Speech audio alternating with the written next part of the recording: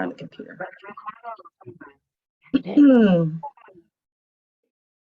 So I have 2:15. Latise, do you want to jump right in? Yeah, let's jump right in. Yes, Okay. please. Well, welcome everyone. Thank you for coming to this concurrent session. Today we're going to be hearing from Dr. Latise Hairston on healing-centered practices. This is the Creative Exchange Conference 2023, Day 2. And I'm really delighted to be able to moderate this session and give you a short introduction to Latise. You may read her full biography in the program, and I will introduce her in a second. I just want to make a few announcements that we are recording. So if you are uncomfortable with recording, please just turn off your mic and your camera. We are going to be a 45-minute session. There'll be a break after that, and then the second concurrent session for the day. And I think I've covered all the housekeeping. We are going to be saving questions for the end. For the most part, we'll be leaving some time. But at the same time, if you have comments you want to drop in the chat, you may do that. We may not be able to acknowledge them in real time, but we will try to save some time at the end so Latise can address some of your comments and thoughts and questions. So I'm, again, really pleased to moderate this session for Latise Hairston. She is the founder and Chief Impact Officer of Hope Consulting. She holds an MS in Counseling, an MS in Creativity and Change Leadership, and a PhD in Leadership and Policy. And I do hear some background noise. I'd like to pause and ask if anyone has maybe left their microphone on. I'm hearing a voice or a conversation somewhere. Do you hear that, Latise? I do. It's not in my house, it's just me, unless there's some other things talking out there. Sure, let's see, it might have gone off. Let me just take a quick look at the participants, if there's any mics to turn off. I think we might have handled that, and I can turn off mine. I don't hear anything now. Yeah, I just don't want it to be disturbing to you. I'll turn off my mics too, so just in case. But Latise, do you have everything you need to get started? Wow. Take it away. So I just want to start out by saying that it's such an honor to be here with all of you, especially talking about this idea of healing centered practices. I usually start off, no matter what I do, is I start off with, that's why the bio, I'm like, you can always read that, but let me just start off with one of my values, which actually comes from a Zulu greeting. And the way, this is their hello. And what it is, they say sawabona. And sawabona means we see you, right? And that means I bring the whole of who I am, right? And I'm going to invite that just in this space. And the response back is, I exist for you.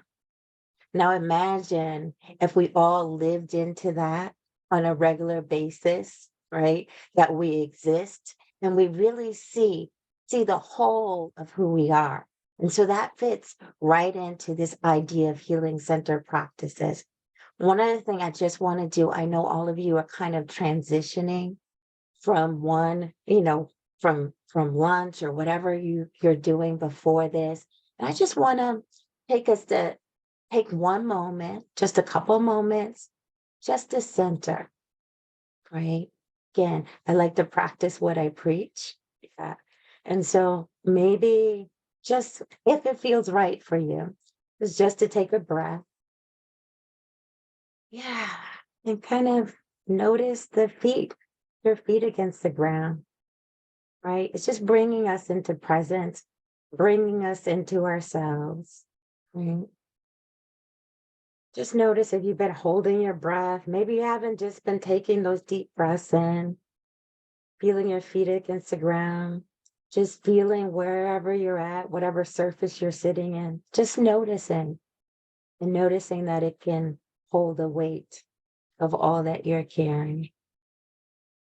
So with that being said, and I invite you, there's some things we might talk about that might be a little uncomfortable today.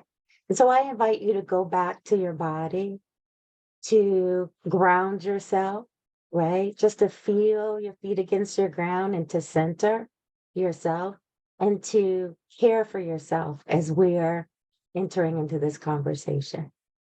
Okay. All right. So I'm going to share my screen.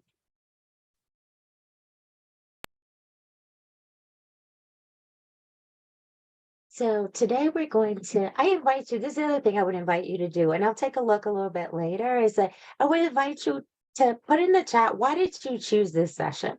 I'm just curious, why this session of all the other great sessions that are going on? Just, you could put that in the chat. And so we're going to be talking about specifically around healing-centered practices. This year and last year, MIT did a study around the whole idea of the great resignation. And one of the things that they were looking at was like, well, why? Right? Really, what's going on? And one of the things that came up, the key finding in relationship, there's two articles around toxic culture, and there's another one that's called what every leader needs to know about toxic culture. And so that was one of the findings, that the great resignation was around a toxic culture. Part of toxic culture was some of the attributes was around disrespect. The other piece was around non-inclusive environments, right? And so we're going to talk about that, but we're going to talk about some other aspects. One of the things that I do, and this is what I was sharing with you before, one of the things that I do is I do a lot of work around healing-centered practices within organizations. And so a few things that we're going to do, I'll say there's 3 objectives, but they're all very ambitious with the amount of content that I have for you. So you might notice there might be some things that I'll skip over, but you can always contact me if you want some additional information. So this is what we're going to talk about. We're going to connect to creativity as healing, right? Just some of the research behind that. We're also going to define and explore racial trauma. I'm going to actually, so again, some of these things might be disturbing for you, but we also need to be able to name them if we're talking about healing. And then we're going to explore, I'm just going to give you a snippet of an example of some healing-centered practices that I do within organizations, that I do with groups, and I do with teams. Okay. All right. So I know this is a lot. So forgive me, but I just needed to let you know this. So when I was when I was in the creativity program, I was hearing so much about organizations, and I was hearing so much about different products and creativity and things like that. And then in doing my research, this came from the book called Visionizing by Sid Carnes, right? Right. And so I'm just going to read this to you because this shaped a lot of my work going forward, because I'm a practitioner of the work, right? So I want to read it. I know you can read, but I want to highlight this because it really settles into why I do what I do and how creativity really, for me, was like, when I saw this, I was like, yes. But in the book Visionizing, he says, I contemplate a fourth generation of deliberate creativity development processes by the turn of the century. And this was in 1988. My vision, now notice this, is the blending of spontaneous imagery supported with solid CPS structure, applied together with self-healing. Notice that self-healing toward the goal of high-level wellness. And look at this piece. I love this. Not merely physical wellness, but psychological, sociological, political, and spiritual wellness. And again, it goes on, starts to talk about self-actualizing individuals. But I wanted to highlight this other part where it says, I see deliberate use of imagery within CPS processes, right? Blended with self-help programs, carrying thousands toward levels attained in the past by only a handful of saints or gurus. This was amazing to me. This blew my mind with all the different things I was hearing about creativity. I was like, wow. And I saw this, right? And this again, this piece of visioning with current healing technologies in ways will help people become self-healers in the physical sense, self-integrators in a social sense, and self-governors in a political sense, and self-godlike in a spiritual sense. So I wanted to share this to start our conversation. Again, another thing, Alex Osborne now notice this, 1953 said, but even better than painting or any other such hobby is the more strenuous exercise of energetically tackling the causes of our despair. Notice the focus in 1953, right? And creatively thinking our way through to serenity. Yeah. And just notice how that lands. And if you want to put comments in the chat, please do, about how that's landing for you. These two pioneers, right? These quotes and presenting this idea of healing and creativity. Okay. And so this is another quote that comes from Dr.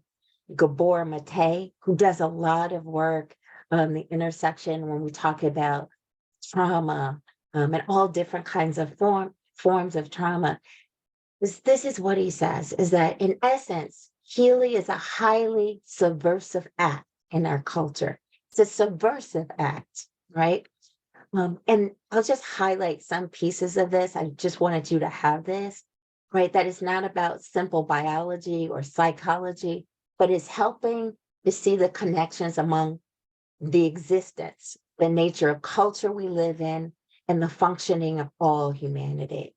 And so this other piece it's about, notice this, challenging, healing, going back to this, and going back to the comments from Osborne, right? And Carnes. It's about challenging the idea that someone's value is dependent on how well they fit into an abnormal, unhealthy culture. Let's see how that lands for you, right? Ideally, as healers in the broadest sense, that's what we should be doing. And this work just blows my mind when I think about it, right? There's some other things. I went back and I looked at some of the work that I actually did in my graduate work, and some of the research in relationship to this is that, so Ronco in 1997 talked about this idea of personal creativity, right? And how it helps us to be able to cope with the hassles of life. And then Richards talks about everyday creativity, right?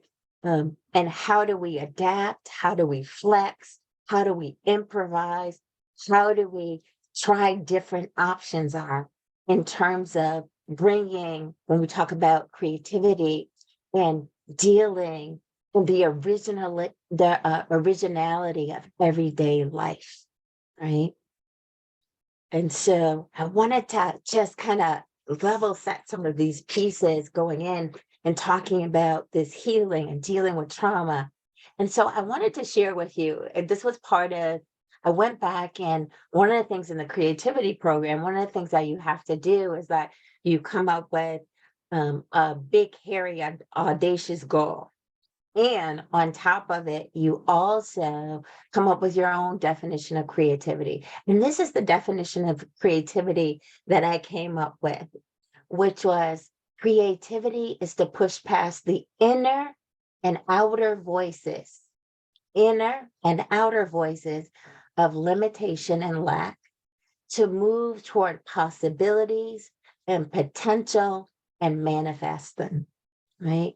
And so part of this big, hairy, audacious goal, and you can see this was back in 2017, my vision was to be a global transformative leader that could guide myself first, my family, organizations, and society, and develop creating solutions to life's challenges.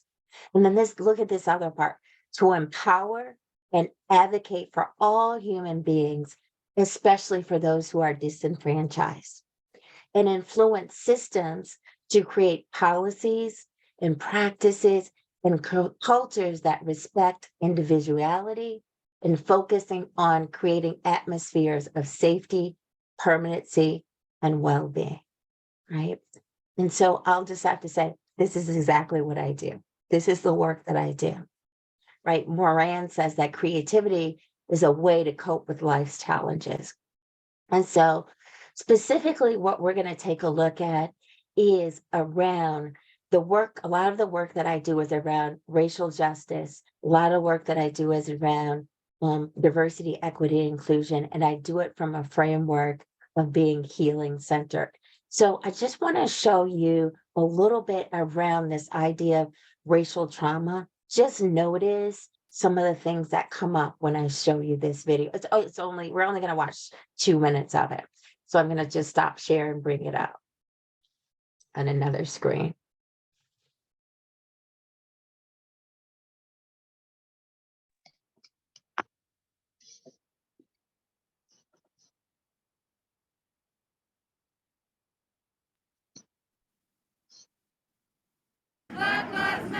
Racial trauma isn't just something that Black and Brown Americans experience regularly. It's something health experts say they're born into. What makes it traumatic is how you experience it. Similar to PTSD, racial trauma, or race-based traumatic stress, is the collective effect racism has on an individual's mental and physical health. It can be from major experiences like workplace discrimination or hate crimes, or it can be the result of an accumulation of many small indignities called microaggressions, or system or institutions that enforce structural oppression. There was a national survey done by the American Psychological Association, and about 25% of all African Americans, 30% of all Native Americans report at least one of those experiences at least once a week. The APA says not only do Black, Indigenous, Latinx, and Asian American people significantly suffer from racial trauma, but that it can also compound with additional oppression based on gender or sexual orientation. It depends on the intensity and the frequency of how often you experience racism or how severe the event is, but you might start with just race-based stress. So something will be racist and you'll be exposed to it and you'll feel stress, but racial trauma is really when it has those long-term effects. It really sticks with you. Immediate symptoms can include increased heart rate or blood pressure, heightened cortisol levels, sweating, or tension in the body. Long-term chronic exhaustion and fatigue are among the most common symptoms. Just sadness, underlying or overt anger, even thinking differently about yourself. So sometimes believing or starting to endorse those stereotypes that people might have about your racial group. If you're experiencing racial trauma, you might have some of that internalized racism. Increased hypervigilance, the having the nightmares or flashbacks, avoidance of situations where they may, perceive it as threatening. All of those are consistent with what we find in race-related stress and PTSD. And so there's a lot of overlap. Kind of, bouncing back and forth between that and numb, and never really feeling safe and socially connected and supported. And that also affects your brain and how your brain develops. America's healthcare system impacts racial trauma too, making it more difficult. We're going to pause there. We can share the link to this with you as well if you want to watch the rest of it. But I also want to check the chat for a moment just to see. Yeah. Yes. Thank you, Kathleen. Yes. I have gone through a lot of work with RESMA. Yes, absolutely. And I'm a somatic practitioner as well. Yeah. So if you haven't, Kathleen is referencing Resmaa Menakem. He wrote a book called Grandmother's Hands, also The Quaking of America. And he has a new book out. It's Monsters in Love around relationships. Right. So yeah. So I just wanted to check for a moment. Again, yeah. So I see some people really relating to the work of Dr. Gabor, right? Okay. Yes. Yeah. So just for a moment or so, just want to get some reactions to what you saw in the video. Just a couple reactions, chat, or you can come off mute. My reaction to that is that it's real and it's evident in everyday life, dealing with racial trauma, and yeah, as it was even venturing over to the hospital and how POCs are cared for in triages, or how they're cared for in any hospital setting.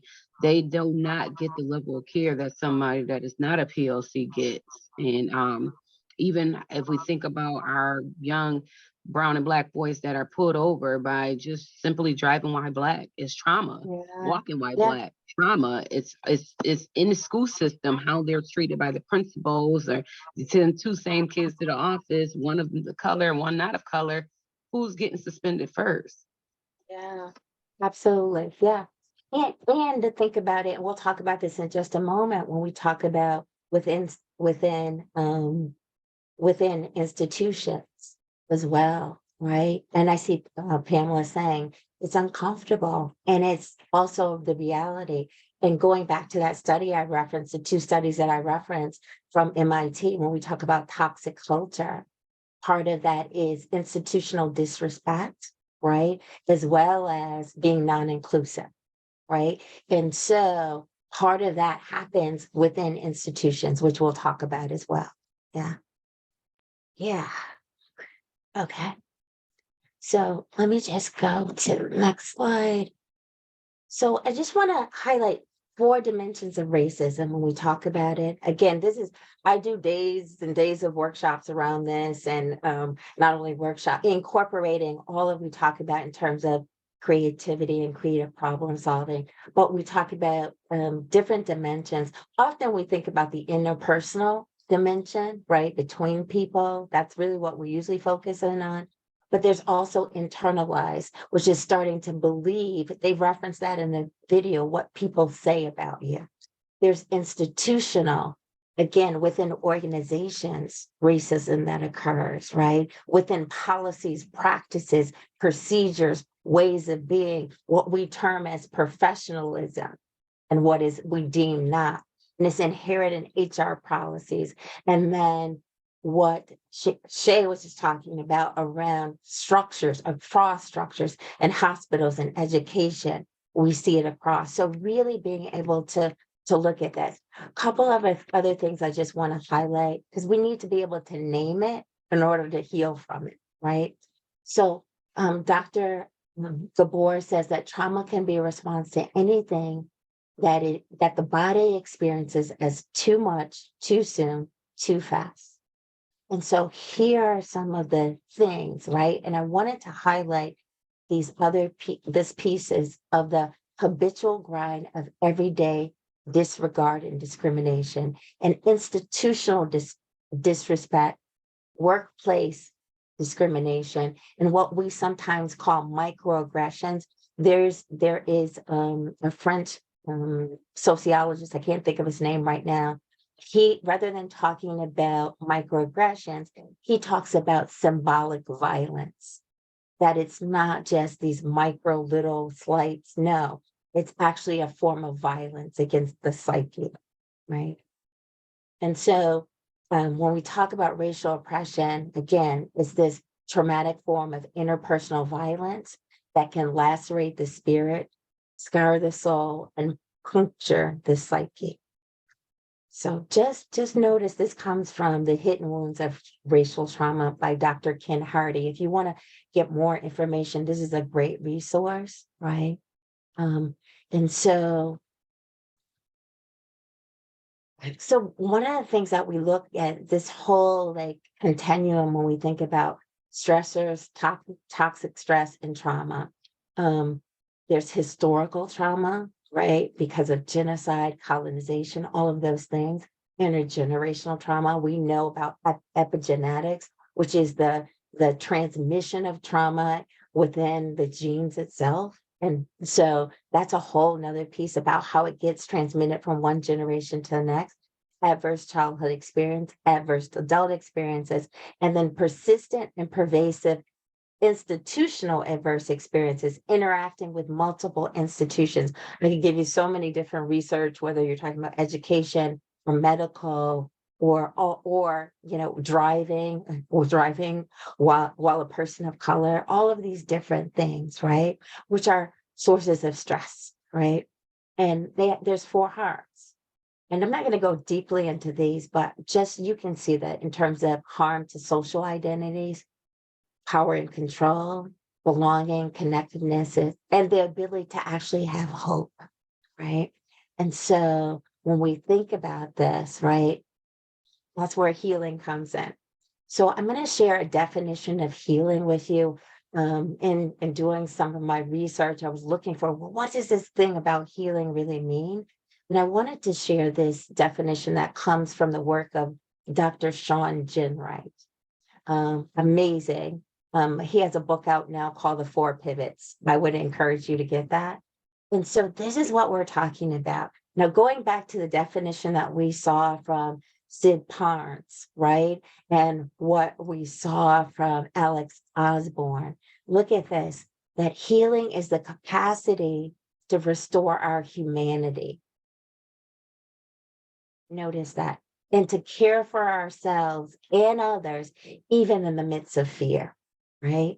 So that's what we're talking about. This next bullet is a big paragraph, and I know you're not supposed to do that, but I wanted to gather everything that he said here, right? And so healing is the only path to justice. It's so when I say I tell people I don't do DEI work, I do healing work, right? I do healing centered work. So it's to look at what's harmed us and pushes us to restore that humanity and then look into the future and think about that in terms of creative problem solving, right? And so it's both personal and collective, being able to name it. What is that problem? Being able to understand it and being able to prioritize ourselves. And forgive me for going pretty quickly, but I know I have limited time. So I just want to spend a few minutes going over, this is the model around what it means in terms of healing centered organizations.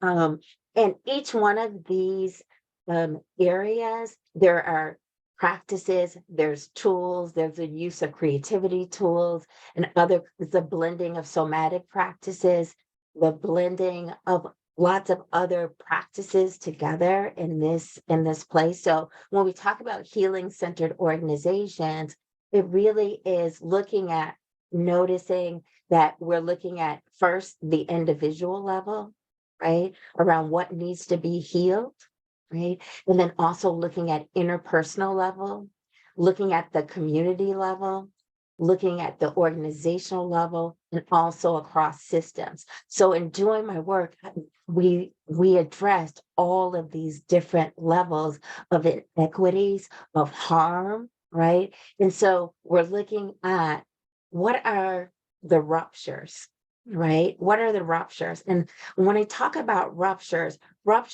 being defined as a fracture or a breach or a disconnection in relationship. So that leads to harm. So even if you think back to the internalized oppression, right? Because of socialization, what happens there, right? At that level. And then also when we talk about repair, and so part of this repair piece in terms of the work, and again, using creative problem solving is also to be able to address the underlying dynamics that create the conditions for the harm to occur. So the repair and the restore is not going back to what was, right? But really looking at what's been lost as a result of the harm and what needs to be restored as a result at each one of these levels. And then the reconnection really deals with how do we turn to ourselves and each other to hold space for healing, to recreate, to reimagine, again, going to create a problem solving, right? And to relate in new ways. So when we talk, and the movement just represents that on the individual level, that we're always impacted by at all of these different levels. And so I just want to highlight, you might have heard the language around, even in terms of, there's articles that have been written around trauma-informed organizations, especially with after COVID, and the anxiety levels in workplaces. This piece around trauma-informed, you can see the differences. I'm just going to highlight a few of these pieces. Being trauma-informed is looking at the individual level and saying what happened to you. Healing-centered asks what's right with you, what's right with your community, who are you, right? And then on trauma-informed, it's looking at episodes of harm, right? Whereas healing centered really looks at the holistic approach around interpersonal, all the areas that I just talked about, right? With that within the model.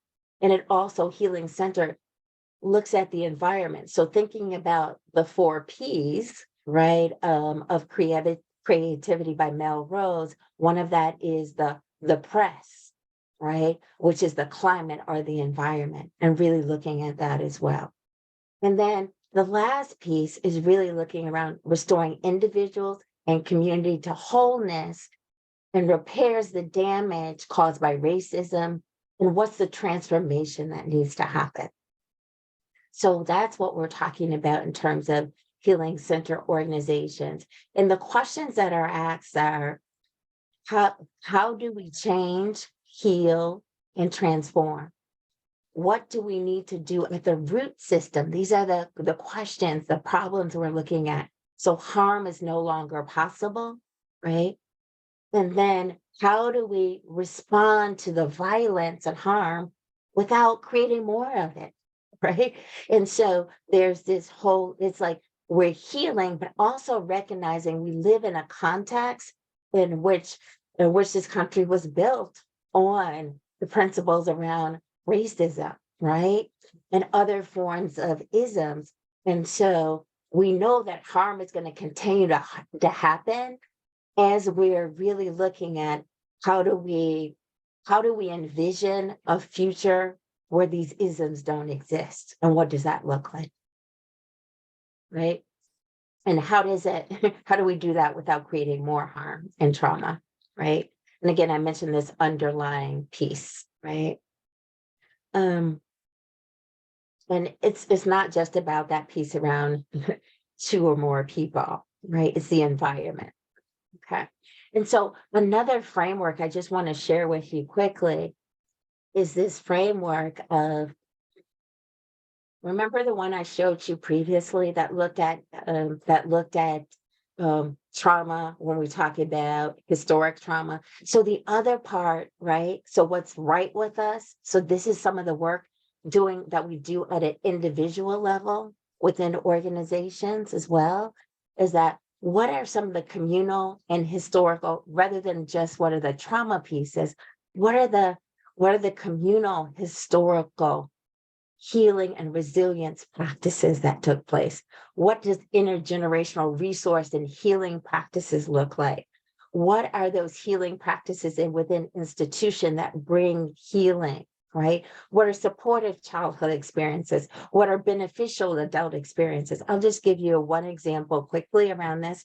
So for example, when we talk about communal historical healing practices, in the time of enslavement, there was something called hush harbors. And hush harbors were places in the woods where enslaved people would gather together. And what they would do is to practice their own healing, even in the midst of such trauma and oppression, right? And they would scream into pots and hold each other, right? And they would rock together to calm their nervous system. And they would sing together, and there was call and response. And they would also plan together, right? Going toward the future, problem solve of how they would dismantle these systems and create change. One such practice even was in the braiding of hair, right? And so one of the pieces in terms of creativity was around in the braiding of hair was this piece around the escape routes would be braided into the hair. So really looking to those practices that exist within the culture, right? That really looks at healing. I'm just checking my time real quick. Okay. I'll take a couple more minutes and then we'll take questions. Right. So there's some just focusing now. Notice I'm only focusing partly on that individual level right now around the rupture, the repair, the restore, and some of the practice. But some of the questions are, how might I ask for more support? What does it look like to be kind to myself? How might I give myself more compassion and grace?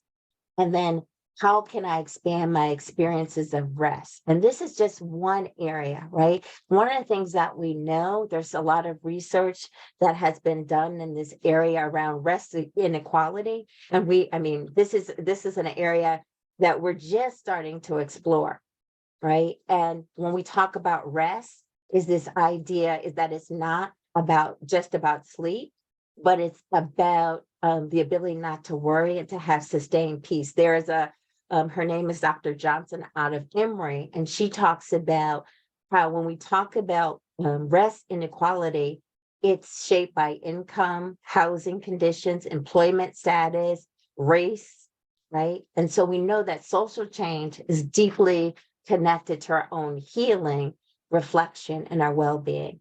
There's just a couple other things that I just wanted to share with you. This comes from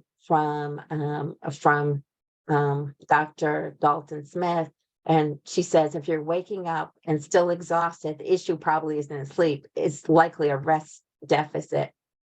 And she talks about different kinds of rest that we need: spiritual, right? Having that sense of belonging, some sense of something bigger, right? Sensory, right? Which is around quieting. Now think about this in relationship to creativity. Emotional, right? Social within relationships, physical, again, mental. How do we quiet the mind and focus on what's really important? And then creative, which is the rest around the type of things that inspire and motivates you. These are just some of the examples of the work we do in regard to healing. One aspect of it is focusing in on rest. And there's a book out that's called Rest as Resistance. And this is just a quote, and this is the end. Actually, I know this is really fast, but this comes from this book, Pause, Rest, and Be. And it says, my ancestors don't only rejoice at my external shows of success, ladders climb, or work I've done. They rejoice when I rest because that means I am safe enough, whole enough, warm enough, nourished enough, free enough, present enough, loved enough, aware enough, healed enough to release the trauma of endlessly laboring and being defined by what I've produced. I know we don't have much time, but I want to see what questions, comments, thoughts you have.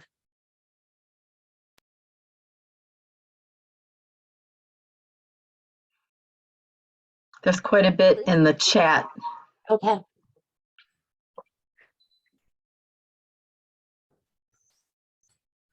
Yeah, I think the question I would ask, which is not really a great question, but it's, as you said, like about 8 times, you're rushing through this because we don't have that much time. What would you recommend if one was interested in getting more into that? Because for me, the connection between creativity and wellness is not only important personally, but I am actually being expected this year to be delivering some talks around it, and it's still something I'm learning about. So and those talks are to companies who then might want to actually bring creativity into their workplace as a form of wellness, because that's what we're talking in that context. So I'm in South Africa, and we're the person who's putting this together is it's like I'm the creativity person in that day that they're going to be doing about wellness, which is coming up in a couple of months. And so he's kind of counting on me to bring the, bring the gospel of how creativity can contribute to wellness. I'm kind of like. So let me say this. You have my email address. I mean, because I could go on with this. In the creativity program, this was my whole area. Like everything I did was related to creativity, wellness. I'll just point you to a couple of thoughts and resources, which is Ronco did some work around personal creativity, right? And personal creativity being connected to wellness, right? You have Richardson, and if you communicate with me, I'll send you, and I'll actually send you some of my writings around it as well. And if would you like to meet, we could talk. I'll be more than happy to help in that piece, right? And then Richard's talked about this idea of everyday creativity and really being able to focus in on that. There's a lot of research around that. There's a lot of research around mindfulness and creativity, right? But this work I'm doing is more. It's going deeper into the connection around actually healing, right? You see what I'm saying, right? And so we can talk further about that. Other questions? I've sent you a LinkedIn for this week. Okay, good. All right. Other questions, comments, thoughts? Thank you for sharing this. I think this was definitely needed because it's an uncharted territory that people really talk about, and people normally stand away from it because of the feeling and the emotional attachments that they might have to the situation. So thank you for being bold enough to share hope with us. Yes, yeah. Thank you so much. Yeah, and the thing is, I'm doing this within organizations. I do this within, and I do like feel like over time because it takes time. You see how much there's so much over. I usually like 9 months or so working with them, working with smaller groups, working with leadership. I start with the board, with the leadership. Right. And there's all different pieces that we look at, even including the piece around what does it mean in terms of looking at inclusive leadership and the piece around creativity and the link to that. So there's many different, it's very complex. But it is, again, going back to that MIT study, right? Toxic cultures. And this is a big piece of it. Right. There's 2 MIT studies. So I encourage you to read those as well. That's a good, Michael, for you, right? So the MIT study is what every leader needs to know about a toxic culture, right? And the other one's in relationship to the Great Resignation. Yes. Renee, you were going to say something. I saw you unmute for a moment. Yeah, and I'll just pipe in. We've got 2 minutes too, just so you know. Okay, Latise, it's going really well sure. though. We're good. Oh, thanks. So I just put something in the chat because I just the one thing I wanted to mention, and I don't know if you saw it, I wasn't sure if you were referencing Frantz Fanon earlier when you were speaking of the French theorist, Yes. but so I just wanted to mention that. But no, I wanted to say I feel like this is so important. So like, so I am an educator, I'm in Toronto and I teach at a college, and I have seen my students sometimes come into the class and I can see Yes. like, I mean, I recognize I go into the class, I'm the white professor, and I totally recognize, and I can see the fear. And so this is, but like, of course, I don't necessarily, I don't have that understanding. It's not my experience. So, but, in discussions, so it's so powerful what you're saying, and it's so helpful. And I just feel like, I don't know, I'm just kind of like having a love fest here. So I'm probably just gonna Thank you. So it's so powerful. And let me just say this really Sure. quickly is that I work with, and you can look up his work as well, with Dr. Angel Costa. And we do something just for educators. It's called Healing Centered Education. And it's a healing centered practicum. And actually, we're working on a healing centered certification as well. And if you look in relationship, if you know the Garrison Institute in New York City, he's out of the Garrison Institute out of New York City as well. Fantastic. So there's a last comment. Can you share the spelling of that author's name? Latise, we can get a hold of you, right? There's a email.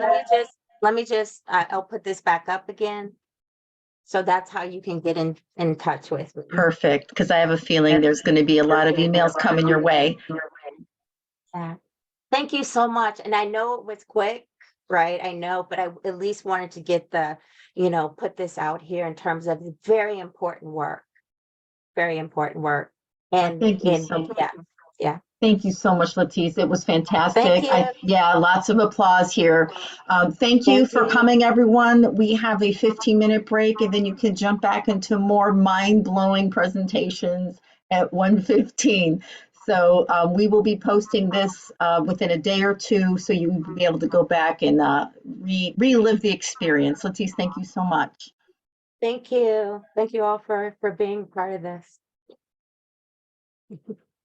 Fantastic. Bye-bye. Bye-bye. Pam. Oh, hello. Hi, Didn't see you in there. Hi, Karina. Hola. James. Hi, Dr. Kaufman. I'm leaving now. Okay. Bye. I'll see. I hope to talk to you soon, Molly. Okay. All right. Bye. Bye-bye.